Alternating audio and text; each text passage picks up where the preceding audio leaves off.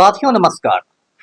पटना बिहार से मैं Amitabh Kumar Das, IPS 94 batch, और आप देख रहे हैं मेरा अपना यूट्यूब चैनल दास बोले बिंदास। क्योंकि जब बुज़दिलों ने मुंह में दही जमा लिया हो तो दास का बिंदास बोलना जरूरी हो जाता है। साथियों, खबर यह है कि गौतम अडानी के आज्ञाकारी चपरासी नरेंद्र मोदी विवेकानंद रॉक पर जाकर 3 दिनों तक साधना करेंगे, ध्यान मग्न रहेंगे। दूसरी खबर है जिसकी अभी पुष्टि नहीं हुई है कि हो सकता है कंगना रनौत भी उनके साथ जाए। अब ये वीडियो आखिर तक दिल थाम कर देखिए। साथियों, सबसे पहले मैं आपको स्वामी विवेकानंद के बारे में संक्षेप में बता दूं। स्वामी विवेकानंद का असली नाम था नरेंद्र नाथ दत्त, और उनकी कीर्ति तब दुनिया में फैली जब वो अमेरिका के शहर शिकागो गए और जहां उन्होंने विश्व धर्म संसद को संबोधित किया। उनका भाषण इतना ओजस्वी था कि रातों रात पूरी दुनिया में मशहूर हो गए। स्वामी विवेकानंद के गुरु थे रामकृष्ण परमहंस। विवेकानंद ने अपने गुरु के नाम पर रामकृष्ण मिशन की स्थापना की, आरके मिशन की। आरके मिशन की आज दुनिया भर में सैकड़ों स्कूल हैं, सैकड़ों अस्पताल हैं। मैं जब देवघर का एसपी हुआ करता था तो वहां भी आरके मिशन का एक बड़ा स्कूल है। मैं कभी कभी स्कूल के समारोह में जाता था, मुख्य अतिथि बन के बच्चों में पुरस्कार बांटता था।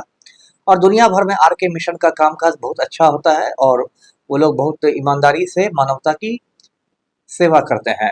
स्वामी विवेकानंद हिंदू मुस्लिम एकता के भी समर्थक थे। उनका कहना था कि भारत तभी तरक्की करेगा जब वेदांत का माइंड रहेगा और इस्लाम का बॉडी रहेगा। मतलब इस्लाम के शरीर पर वेदांत का मस्तिष्क जब रहेगा तभी हिंदुस्तान की तरक्की होगी। तो ये तो स्वामी विवेकानंद के बारे में मैंने आपको बताया। अब विवेकानंद रॉक के बारे में जानते हैं। विवेकानंद चट्टान क्या है? तो साथियों, हिंदुस्तान का दक्षिणी छोर है, आप जानते हैं, कन्याकुमारी। कन्याकुमारी से ही 500 मीटर की दूरी पर समंदर में एक बहुत बड़ी चट्टान है, रॉक है। ऐसा माना जाता है कि कन्याकुमारी यानी पार्वती ने उसी चट्टान पर शिव को अपना पति पाने के लिए तपस्या की थी। तो स्वामी विवेकानंद एक बार कन्याकुमारी से उस चट्टान तक तैर कर पहुंचे थे और 3 दिनों तक उन्होंने चट्टान पर साधना की, ध्यान मग्न रहे। और ऐसा कहते हैं कि उसके बाद उनको ज्ञान की प्राप्ति हुई, दिव्य दृष्टि की प्राप्ति हुई, और ऐसा कहते हैं कि उनको भारत माता भी दिखाई दी थी। तो उनके सम्मान में सन 1970 में वहां पर एक विवेकानंद स्मारक बनाया गया। उसको लोग विवेकानंद रॉक के नाम से पूरे चट्टान को जानते हैं। विवेकानंद रॉक पर स्वामी विवेकानंद की एक मूर्ति भी लगाई गई है। तो ये तो विवेकानंद रॉक की कहानी हो गई। अब मोदी जी की नौटंकी के बारे में जानते हैं।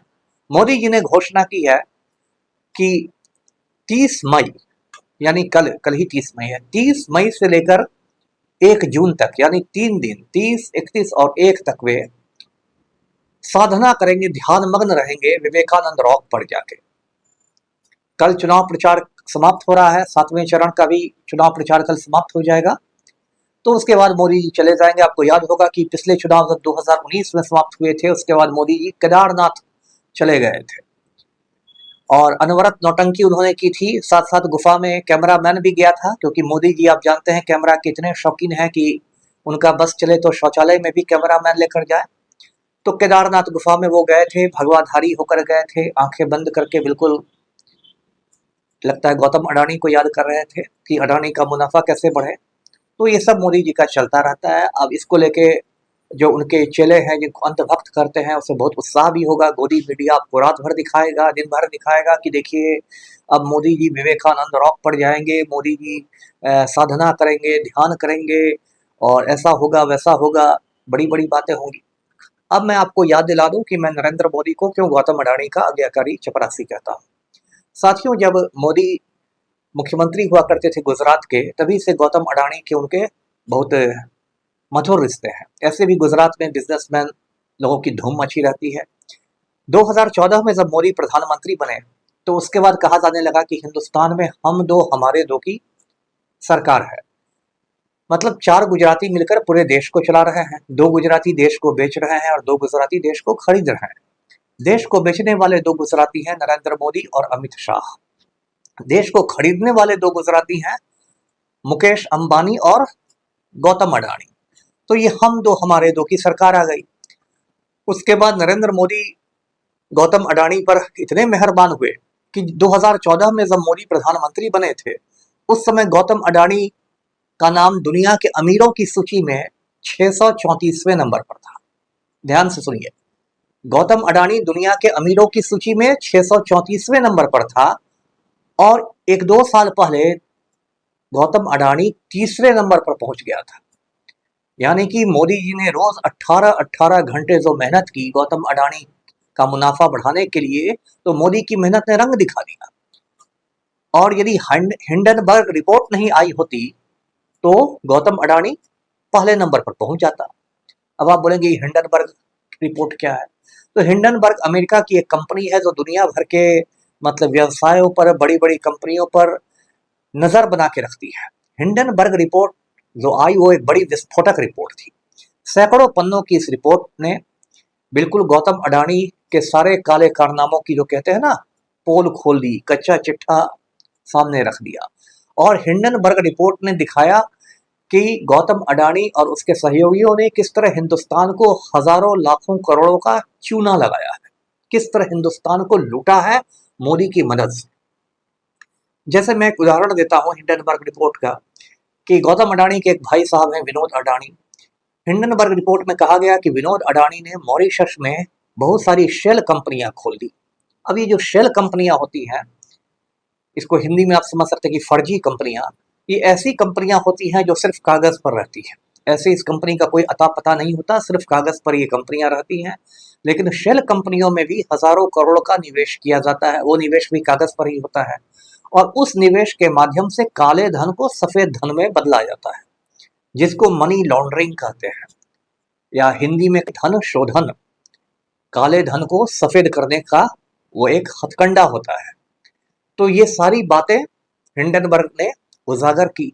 उसका बहुत हंगामा हुआ, राहुल गांधी ने बहुत हंगामा किया। राहुल गांधी ने एक तस्वीर भी दिखाई संसद में, जिस तस्वीर में गौतम अडानी का जो निजी विमान है, जो प्राइवेट हवाई जहाज है, उसमें अडानी और मोदी दोनों मुस्कुरा रहे हैं, दोनों मौसेरे भाई दिखाई दे रहे हैं। उसके बाद सरकार इतना नाराज हो गई कि राहुल गांधी को एक फालतू के मानहानि के केस में फंसाकर उनकी सांसदी छीन ली गई, उनको लोकसभा से निकाल दिया गया, उनको सरकारी बंगला भी खाली करना पड़ा। लेकिन बाद में सुप्रीम कोर्ट ने सूरत कोर्ट के और गुजरात हाई कोर्ट के फैसले पर रोक लगा दी। तो फिर राहुल गांधी की सांसदी वापस हुई, वो फिर शान के साथ लोकसभा वापस आ गए। लेकिन राहुल गांधी को इस तरह निशाना बनाया ये मोडानी ने, मोदी और अडानी को मिला के मोडानी कहते हैं। अब देखिए, ये जो मोदी जी हैं, ये जहां जहां दुनिया में जाते हैं, ये गौतम अडानी को साथ लेके जाते हैं। ऑस्ट्रेलिया गए तो अडानी को साथ ले गए। ऑस्ट्रेलिया में उन्होंने अडानी को कोयला के खान दिलवा दिए, कोल माइंस दिलवा दिए। बांग्लादेश जाएंगे तो अडानी को साथ लेके जाएंगे, बांग्लादेश में उसको बिजली घर दिलवा देंगे।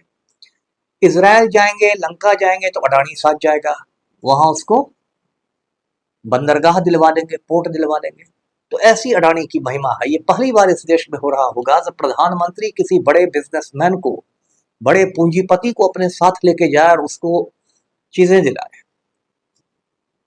इसके लिए एक शब्द है जिसको क्रोनी कैपिटलिज्म कहते हैं, हिंदी में कहेंगे याराना पूंजीवाद।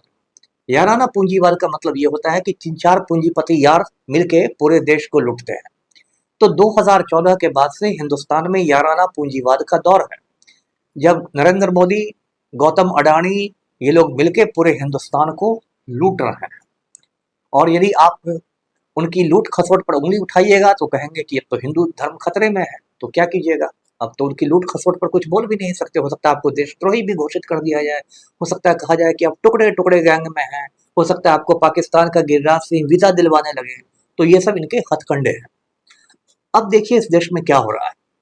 जब मोदी जी ऑस्ट्रेलिया गए तो ऑस्ट्रेलिया में उन्होंने स्टेट बैंक की उस समय अध्यक्षा थी, चेयरपर्सन थी, मिसेज अरुंधति भट्टाचार्य।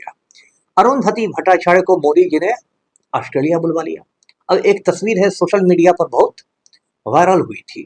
उस तस्वीर में क्या है कि मोदी जी बैठे हुए हैं, अरुंधति भट्टाचार्य बैठी हुई है, गौतम अडानी बैठा हुआ है और स्टेट बैंक से 30,000 करोड़ का कर्ज मोदी ने अडानी को दिलवा दिया। साथियों, आप जानते हैं जितने भी कर्ज होते हैं वो बाद में कोई चुकाता उकाता नहीं है, सिर्फ गरीब आदमी को कर्ज चुकाना पड़ता है। गरीब आदमी यदि कर्ज लेकर बैल खरीद लेगा और कर्जा नहीं चुका पाएगा तो बैंक वाले आके उसका बैल खोल के ले जाएंगे। लेकिन विजय माल्या 5,000 करोड़ रुपए लूट के भाग गया और मोदी जी मुंह देखते रह गए। नीरव मोदी 12,000 करोड़ रुपया लूट के भाग गया पंजाब नेशनल बैंक का और मोदी जी मुंह देखते रह गए। मेहुल चोकसी, जिसको मोदी जी मेहुल भाई कहते हैं, वो 800 करोड़ रुपए लेके लूट के भाग गया, मोदी जी मुंह देखते रह गए।